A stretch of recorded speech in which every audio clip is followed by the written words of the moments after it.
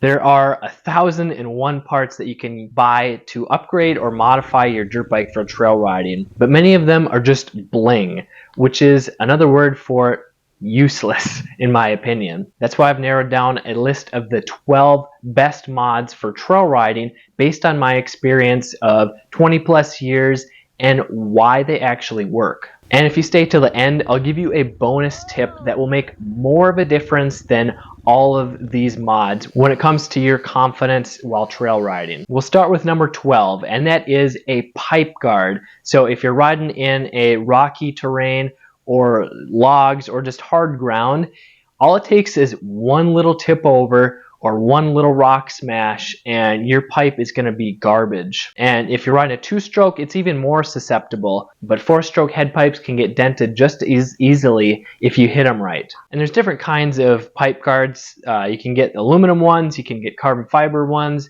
you can get full wraparound ones. I'll let you decide which one is best based on your preferences. Mod number 11. If you're riding on long trail rides and you don't want to have to stop at a gas station to refill your gas tank, adding an auxiliary tank is one easy way to greatly extend your fuel range. And there's a few different ones to choose from. You can get one that goes on top of your handlebars, you can get a rear auxiliary tank, or you can just get an oversized gas tank. I'll put links to these in the description below, and yes, some of them are my Amazon affiliate links, so if you wish to support us, that'd be greatly appreciated. Mod number 10 is a coolant reservoir tank. Obviously, this is only for liquid cooled dirt bikes, and if your bike doesn't have one already from the factory, adding an aftermarket reservoir tank, which is pretty cheap, it can usually tuck in under the rear side panel, and if your bike regularly overheats, if it spits coolant out the overflow hose, instead of spitting out and losing it all on the ground, the coolant will go into the overflow tank, and then when it cools back down, it'll suck it back in, or if it doesn't, you can just dump it back in, so you still have a full radiator so that it has maximum cooling capacity. Because if your dirt bike overheats, it causes more wear and tear on your engine, and it forces you to stop and wait and let the bike cool down, or if you keep riding it too hot for too long, it's going to eventually seize the engine, which will leave you stranded out in the middle of nowhere, and you're going to have a costly rebuild. Mod number 9 is a cheap way to prevent flats, and that is with heavy duty tubes. Because most dirt bikes, they come stock with a standard thickness tube, which I believe is 2 millimeters thick, and these are pretty good for casual trail riding or on the motocross track. But if you're doing some technical terrain, if you're riding on trails with lots of rocks, or if you're more aggressive and you're more likely to pinch a tube, using a heavy duty thicker tube will greatly reduce the chance of you getting a flat, because it's really frustrating when you're 20 miles away from camp and you get a flat and you don't have the tools to repair it. Or if you do, you're probably going to have to stop and fix it, spend at least an hour repairing it, which means you're going to lose out on a lot of really good ride time. And your riding buddies are probably going to make you pay for supper. And if you're a trail rider that wants to have more confidence, you can grab my Master Your Confidence Trail Riding Handbook at motocrosshideout.com/confidence or the link in the description below. Mod number 8 is jet tuning, or if you have a modern bike, fuel injection tuning. And I'll briefly cover both, because if you're noticing any bogging, or if your dirt bike is hard to start, whether it's hot or cold, or it's fouling plugs, or you feel like it's using a lot of gas, or it's lacking power, especially when you go up or down in elevation, those are really common signs that you don't have the jetting or fuel injection tuned properly. And if you do make mods to your bike, such as the exhaust or the intake or engine changes, this will change the air to fuel mixture ratio. And if you don't rejet the carb or tune the fuel injection system, your bike is probably going to run worse, and you're going to have some of these annoying symptoms. So when you do get it dialed in correctly, your bike is going to start easy, it's going to have really smooth and reliable throttle response, you're going to be able to ride longer because it's burning the fuel efficiently, and you're going to be safer and be able to ride faster because the power is more, but it's more controllable. Mod number 7 is a flywheel weight.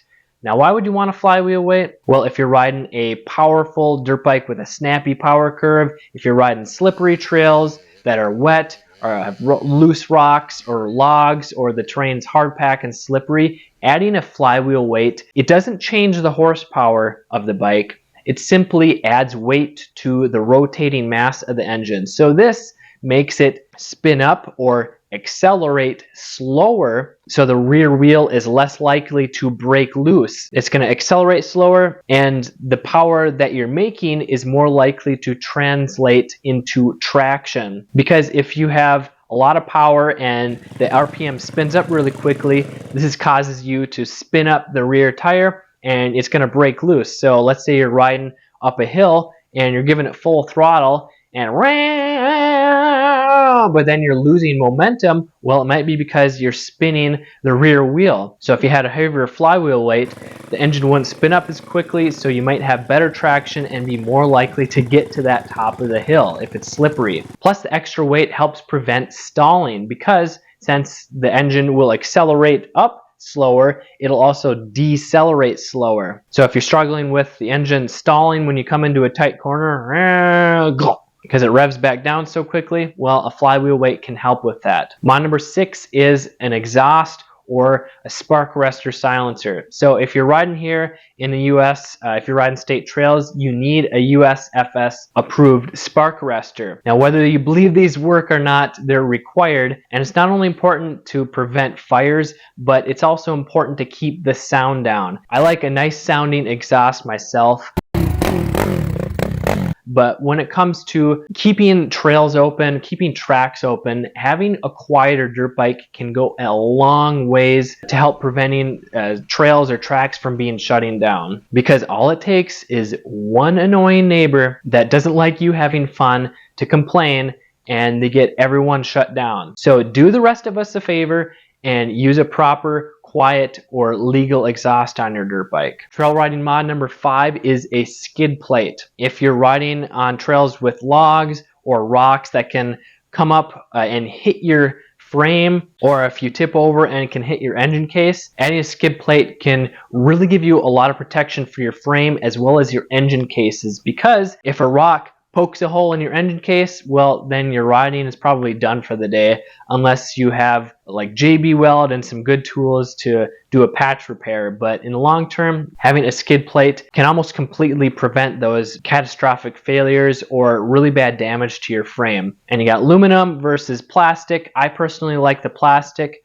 because it's lighter and it's quieter, doesn't add as much weight and rigidity to the frame, but aluminum one is better if you're constantly smashing into rocks and logs because it's more durable than plastic. Mod number 4 is a headlight, and if you're riding out in the mountains like I like to do in the summer, it's really easy to get caught up in the riding and going on another trail, and then by the time you know it, it's getting dark. And if you don't have a good headlight, well, you're going to be stuck either out there, or it's going to be really challenging to get back to your camp. So having a headlight is good, but having a good quality, usually an LED headlight from a name brand company, can really save your butt. Mod number 3 is gearing. This comes to your sprockets, because if you're riding like a motocross bike, or if the stock gearing is just too tall, so first gear, you got to be going 7-8 miles an hour before you can let the clutch out. This makes it really frustrating and difficult on tight technical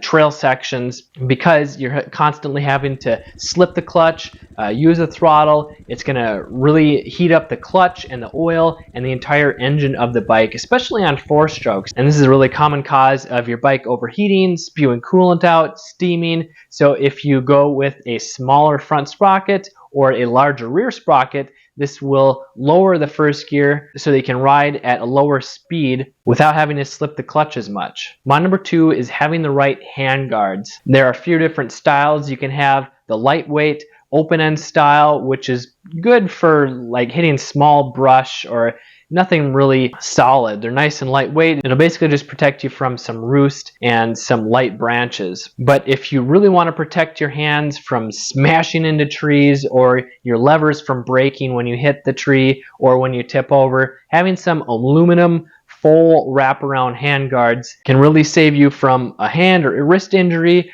or from constantly replacing your clutch and brake levers. And you can even add a plastic hand shield protector on them to protect you from roost as well. It does add a little bit of weight, but for me, it's worth having that extra protection. Mod number 1 for trail riding is have the right tires for your specific terrain. Now, if you have old, hard, worn out tires, just going with some newer ones can make a big difference. But if you're riding in hard terrain with a lot of rocks and you're using a soft terrain tire, one that's meant for sand, you're not going to have as much traction. So you're going to be sliding out more. You're not going to have as much control. You're going to be working a lot harder to have the same amount of traction and control. And you also can't confuse the names of tires. So when it says hard, that means it's for hard terrain. That doesn't mean that the rubber is hard. So hard terrain tire means that the rubber is probably going to be soft so that it can grip the hard terrain better, while a soft terrain tire has certain rubber and tread pattern that is best for soft terrain, such as sand. Or if you want a tire that is good for a mix of terrain, soft, medium, hard, getting something with intermediate terrain category is probably going to be your best bet. And the bonus tip, or the best mod, as Jimmy Lewis from dirtbiketest.com always says, the best mod is a new rider. What does he mean by that? Well, it's by improving your skills and confidence. And if you are a trail rider that wants to become a better, safer, and confident rider, then you should check out this video here. I'm Kelly Fager from Motocross Hideout. Learn more, ride more.